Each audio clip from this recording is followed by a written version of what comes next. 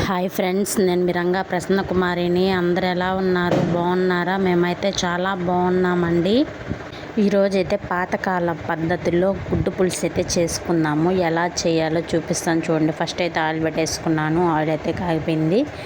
ఇంకా తర్వాత అయితే వేసేస్తున్నాను తాలింపు గింజలు, కరివేపాకు, పచ్చిమిరపకాయలు అయితే వేసాను. ఆనియన్స్ అయితే కట్ చేసి వేసాను కదా, కరివేపాకు అయితే వేసేసాను కదా.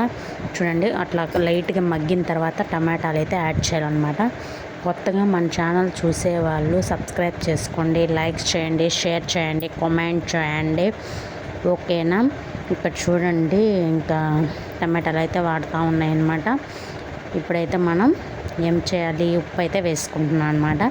తర్వాత అయితే ఉప్పు వేసిన తర్వాత పసుపు అయితే యాడ్ చేస్తున్నాను. పసుపు కూడా వేసిన తర్వాత బాగా వేయించాలన్నమాట. టమాటా అంతా స్మాష్ అయిపోవాలన్నమాట. ఇంకా వేగాలి, వేగుతూ ఉందన్నమాట.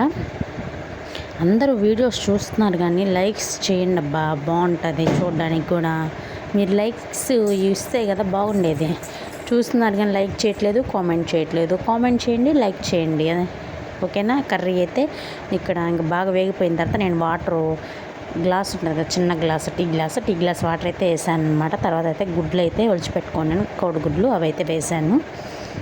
ఏంది కొంచెం ఎర్రగా నల్లగా ఉందనుకుంటున్నారేమో, ఆ కారం అలాగుంది అంతే, ఓకేనా. ఇక్కడ నేను ధనియాలు అయితే వేయించాను కదా, అవి వెల్లుల్లి వేసి మిక్సీకి బట్టి అప్పుడైతే యాడ్ చేశారనమాట. ఇంకా అది బాగా ఉడుకుతూ ఉన్నప్పుడు అప్పుడు కూడా వేసేసాను. ఆ క్లిప్ మిస్ అయినట్టుంది. తర్వాత అయితే కొత్తిమీర అయితే పైన వేసాను అనమాట. కర్రీ అయితే అయిపోయింది.